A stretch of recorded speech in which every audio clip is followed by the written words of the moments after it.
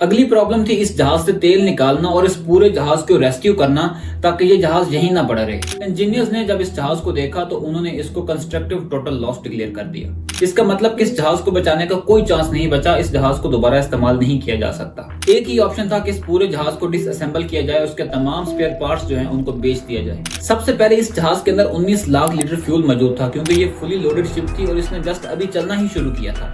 Fuel निकालने के लिए जहाज के अराउंड एक ऑयल बैरियर बनाया गया और 12 फरवरी 2012 को आखिर ये फ्यूल निकालना स्टार्ट किया। अब क्योंकि ये सर्दियों का मौसम था और दूसरी प्रॉब्लम ये थी कि ये तमाम फ्यूल जो है वो सेमी सॉलिड स्टेट में बन चुका था।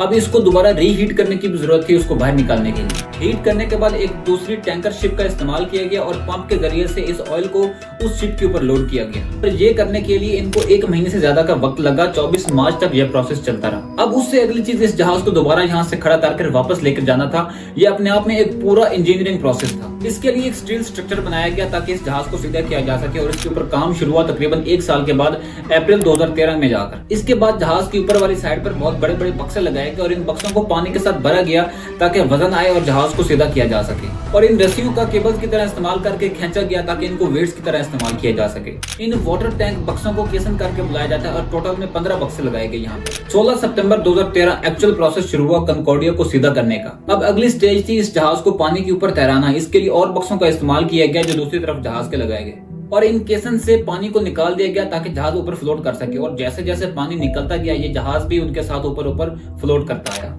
इस पूरे प्रोसेस में 500 diverse, technicians, engineers, biologist involve थे। 19 महीने गुजर चुके थे इस हादसे के हुए हुए और सिर्फ इस जहाज को सीधा करने की जो कॉस्ट थी वो $799 मिलियन आ रही थी अभी तक। इस जहाज को पोर्ट पर ले जाने के लिए एक दूसरे जहाज का इस्तेमाल किया जाता है जो इसको टो करके ले जाता है और ये प्रोसेस होता है जुलाई 2014 में। और अब तक पूरी कॉस्ट इस पूरे ऑपरेशन की $1.2 बिलियन हो चुकी थी। लेकिन अभी तक और भी बहुत सारा खर्चा उठाना था इस कंपनी को। इस टूटे हुए जहाज से भी मेटल को स्क्रैप करके निकालने का खर्चा, लोगों की मेहनत लगती है इस पर। 350 लोगों ने इसके ऊपर काम किया और ये प्रोसेस जाकर 2017 में मुकम्मल हुआ। लेकिन लोगों को रेस्क्यू करने के बाद अब लीगल प्रोसेस भी यहाँ पर शुरू हो चुके थे। इस कंपनी ने हर एक सर्वाइवल पैसेंजर को अपना अपना टिकट तो वापस लौटाया ही, लेकिन साथ ही साथ 11,000 यूरो की कंपनसेशन अमाउंट भी भरी। ये होता है तकरीबन 20 लाख रुपए पर पैसेंजर। इसके अलावा जिन लोगों की जाने गई उनके खानदान वालों को एक अनडिस्क्लोज्ड अमाउंट पे करना पड़ा है इसको। टोटल कॉस्ट इस डिजास्टर की इस कंपनी को पड़ी $2 बिलियन।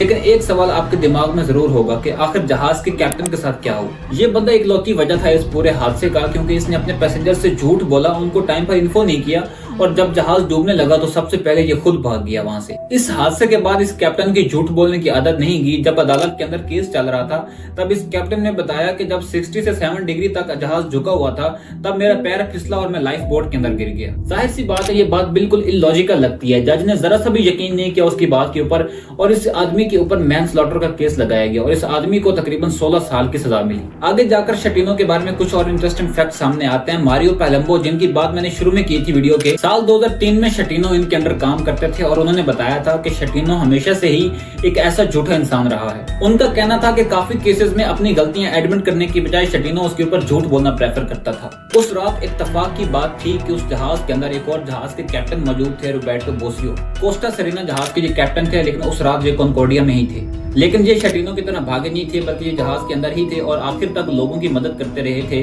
और कैप्टन शटीनो के ऑफिशियल ऑर्डर आने से पहले ही इन्होंने लोगों को एवैक्यूएट करना शुरू कर दिया था। और बाद में इनका कहना था only a disgraceful man would have left all those passengers on board. उन्होंने बताया कि मेरी जिंदगी का ये सबसे ज्यादा खौफनाक एक्सपीरियंस था, ये ट्रेजेडी थी जो मुझे हमेशा याद रहेगी। और उसने कहा कि मुझे हीरो मत बुलाओ, मैंने तो बस अपनी ड्यूटी की है, एक कैप्टन की जो ड्यूटी होती है। कैप्टन को छोड़कर 5 और लोगों को अरेस्ट किया जाता है, स्पेशली जो हाई रैंक ऑफिसर्स थे। लेकिन इन लोगों को सिर्फ 2 साल की सजा सुनाई जाती है क्योंकि सबसे बड़ी गलती यहाँ पर कैप्टन शटीनो की ही थी। आज इस हादसे से तकरीबन 11 साल बाद कैप्टन शटीनो अभी भी अपनी जेल के अंदर सजा काट रहे हैं। इस हादसे से एक सीख ये मिलती है कि ऐसे लीडर जो अपनी गलतियां कभी नहीं मानते बल्कि झूठ बोलते हैं, उसके हाथ कभी भी अपने किसी भी जहाज की या किसी भी जिम्मेदारी की कमांड मत देना क्योंकि वो बेहद खतरनाक साबित हो सकते हैं बाद में।